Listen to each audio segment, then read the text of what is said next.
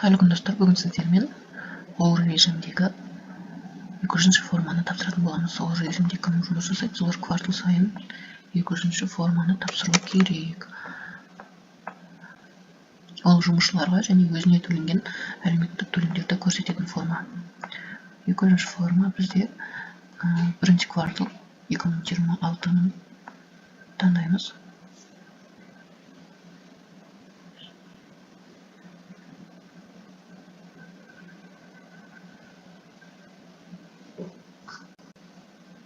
Вид декларации бізде первоначальная. Бірінші тапсырып тұрмыз біз 2-ші форманы. Одан кейінгі отчеттардың бәрі очередная. Если жабыға келетін болса, ликвидационная. Мына жерде признак резидентства, резидент РК.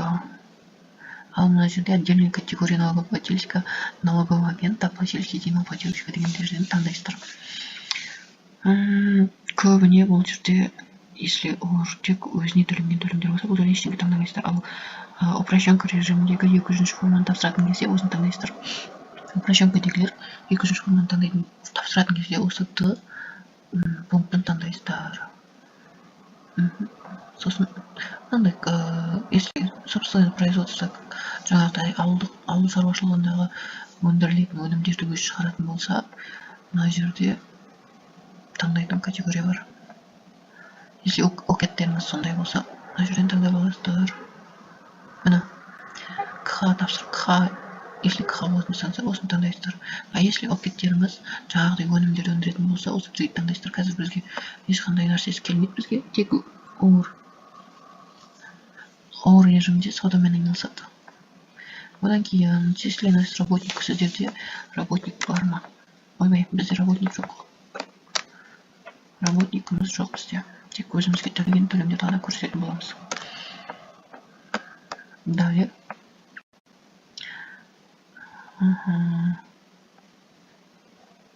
Бұл жерде біз ештеңкені толтырмаймыз. Сумма социального налога дейді. Арлық мына жерде бізде приложение толтырамыз, өзімізге құйған төлемдер толтыру үшін. Мына жерде бірінші приложение таңдап аламыз. Далее басамыз. Сосын бізде жаңа толтырылатын приложениеміз жатыр. Бұл жерде ИП налог дегенді толтырмаймыз. Ол жұмысшылардікі. Тек мына жерде көрсетемін. Свою пользу дегенді ғана толтырамыз. Қалғанның бәрі жұмысшылардікі. Свою пользу дегенді таңдап аламыз. Астырағына цифрестер. Социальное отчисление. А бізде мына жерде УПРіміз бар. Пенсионка в свою пользу деген қайда. Взносы именно. Пенсионный взнос,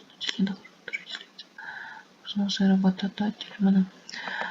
Сіздерде мына жерде в свою пользу жаңағы пенсионканы, мына пенсионка қанша доходтан төледіңіздер, соны жазып шығыңыздар деп тұр. Бізде бұл кісі минималкамен төлеген төлемдер бәрін 85 мың теңгелік доходтан төленген пенсионкасы 85 мың теңге деп жазамыз. 3 айға да осылай төлеп шыққан. Если сіздерде бір ғана ай болып төлеген болатын болса, бір ғана айын. Если ешқандай ай төлемеген болса, ешқандай айды көрсетпейсіздер. Ал менде 3 айда толтырған, төлеген ол кісі. Мен осы жерде толтырып шықтым. Бұл пенсионкамыз келді. Енді социальное отчисление. Социальное отчисление. Социальный налог. Социальное отчисление мені. Социальное отчисление в свою пользу деген жерді ғана толтырамыз. Доход, қанша доходтан социальное отчисление төленді. Бізде минималкадан төленді 85 мың теңге доходтан төледі. 85 мың теңге деп жазамыз. 3 айға. 3 айға.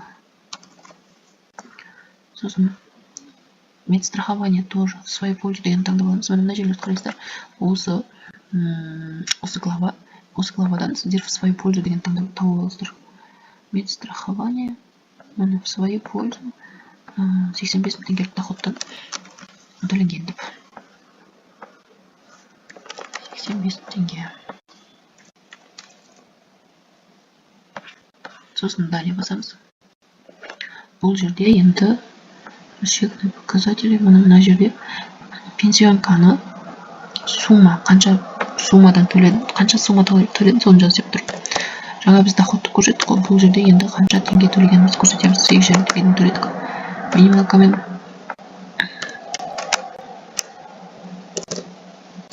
8,5 теңге көрсетеміз.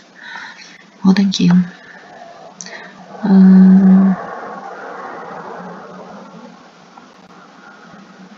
сумма социального налога мына жерде красный болып жанып тұрады. Осы жерден ол режимдегілер ай сайын социальный налог төлеу керек. 2 МРП. Бізде МРП қазір 2026-да 4325 МРП 2026 деп неден көп болсаңыздар болады интернеттен. МРП деген не? Оны кімдер төлейді? Ойбай, қанша МРП қазір 2026-да? Ставкасы берілді. 4325 теңге 2026 жылы. Енді біз ИП режимде өзіне ай сайын 2 МРП-дан төлеп отыру керек. Бізде қазір 4325-ті 2-ге көбейтеміз. 4325-ті көбейтеміз 2-ге. Соны әр айға төлеу керек. 8650 теңгеден. Ойбай. 8650 теңгеден әр айға төлеу керек бұл кісі. 650 теңге. Егер де бұны төлемеген болса, ай сайын бәрін бірге жинап 3 айдың төлей салады. Оны 3-ке көбейткенде 25.950 теңге төлеу керек. Плюс пеня шығады. Если кешіктіріп төлеп отқан болса, бұл деген әр ай сайын төлену керек қой. Ал ол кісі төлемеген әр ай сайын мына оны қайдан көреміз? Мен жаңа мына лицевой счетін ашып алдым. Яғни төленген ақшалардың бәрін көріп отырамын мен. Мына кісі өзіне ИП-дан налогтың ақшасын салған. Сосын 900 пенсионный взносы работать етті. ОПВР бізге салынған, пенсионный фондқа салынған, социальный отчисление салынған, бірақ социальный налог бұл кісі салмаған екен. Тек 25 теңге тұр. Енді бұл кісі 25 мың жаңа 3 айда қосып, соны салады. Сосын салғаннан кейін барып, бізде лицевой счетта мына 100-101-де былай шығады. Ал лицевой счетты сіздер қайдан көресіздер? Мына жерде лицевой счет дегенді басып аласыздар. Сосын сіздерде мына былай шығады. Сальдо по лицевым счетам дейтін. Осы жерден датаны таңдап алып отправить етесіздер. Сосын мына жерде сіздерде файл дайын болып шығады. Сосын скачать етіп аласыздар да. Сосын былай көріп отыра бересіздер. Қанша сумма, қанша КБК-ға салынған. Соның бәрін көріп отырасыздар. Қай ауданға прописка бойынша түскен ба, түспеген ба, соның бәрін көріп отырасыздар. Негізі төленген әлеуметтік төлемнің бәрі бізде прописка бойынша түседі. Ал налог бізде социальный налог прописка бойынша түседі. Ал социальный налог бізде ИП адресі бойынша түседі. Мына көріп тұрсаңыздар, мына жерде кодтары басқа. Сол үшін осының бәрін білу керек. Ары қарай кеттік, 200 форманы толтырайық. Мына жерде соцналогты жаздық. Біз қанша теңге екенін. Сумма социального отчисления в свою пользу дейді. Жаңа суммасын сұрап тұр. Бізде доход емес, суммасы бізде минималды 4250 теңге. 4250 теңге. Мына 3-ші айға деп бізге 4250 теңге салған. Одан кейін сумма взносына обязательность медстрахования дейді. Бұл кісі 5950 теңгеден 3 айға салған. 5950 теңге.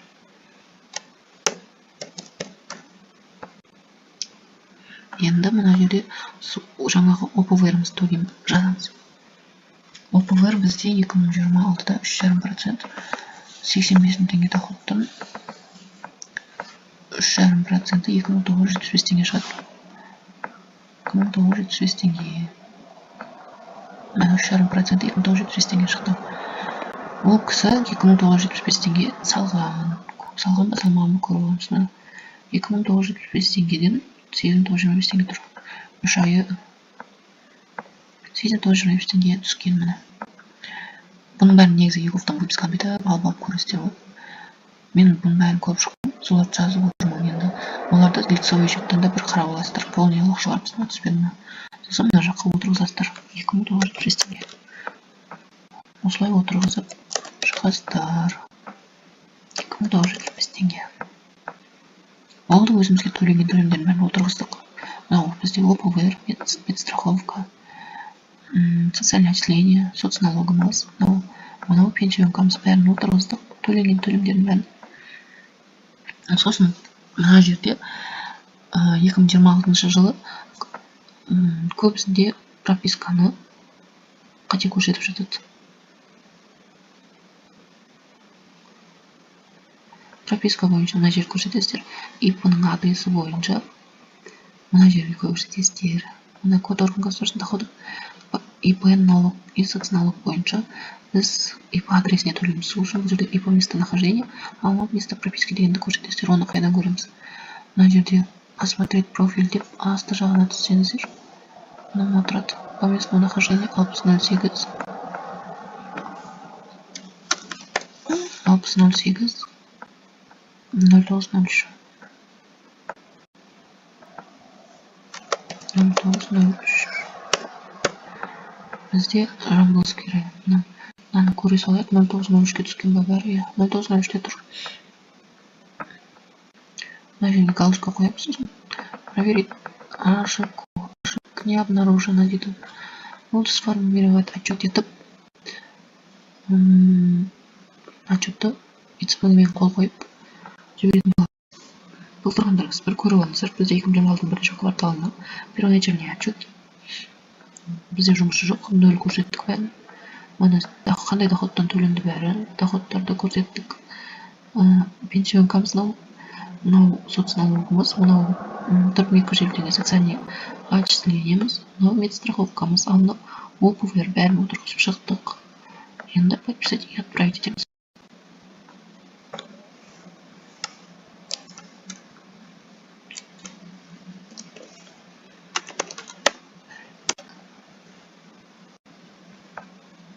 Осылай қол қойып жібересіздер. Бірінші необработанный дегенге келіп түседі ол отчетымыз. 1-2 минуттан кейін обработанный дегенге келеді. Сосын барып уведомлениесін ашып көресіздер. Мына жерде принять деп тұрады. Сол принять дегенді басасыздар да біз көрсетейін. Отырса. Отырмай жатыр ғой.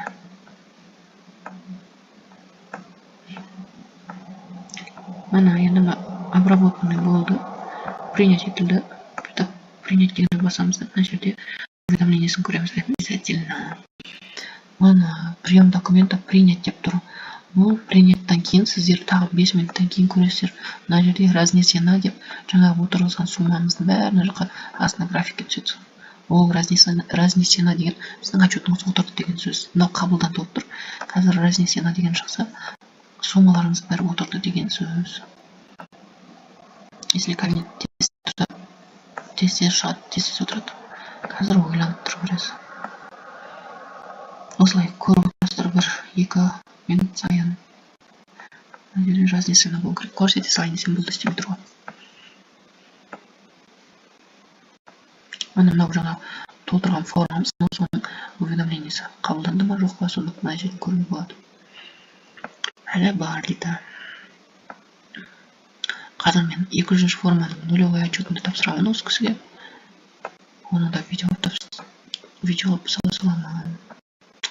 Мына көрдіңіздер ме, разнесена болды. Разноска документа бізде разнесена отырды, значит. Бізде 8 жарым теңгеден отырғызған пенсионкаларымыз 901, 101 деген. Мынау 103, 101 жаңа социальный налог. 902, 101 деген бұл бізде социальный отчисление. Социальный отчисление мен соцналогты шатастырмаңыздар. Соцналогты ол режимдегілер міндетті төлеуге ай сайын. Упрощенкадегілер төлемейді бұны. Мынау социальный отчисление, соцналогымыз, мынау социальный отчислениеміз 901, 901 деген медстраховка, 905, 101 деген ОПВР бізде. Бұл тұна отчетымыз отырды.